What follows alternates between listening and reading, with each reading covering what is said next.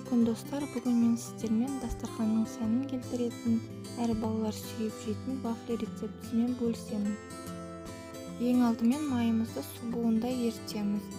Майымыз ерігенше жұмыртқамызды шекермен бірге араластырып, қантымыз ерігенше миксерлейміз.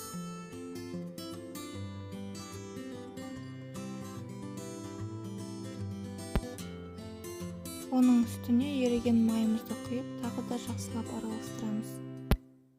Енді ұнымызды да салып, түйіршігі кеткенше жақсылап араластырамыз. Мінекей осындай тесті шықты бізде. Енді вафельницамызға құйып, осылай кезектен кезек пісіре береміз. Біздің вафлиміз дайын болды. Дастарханның сәні өте әдемі болып шықты. Сіздерге де пісіріп көруге кеңес беремін.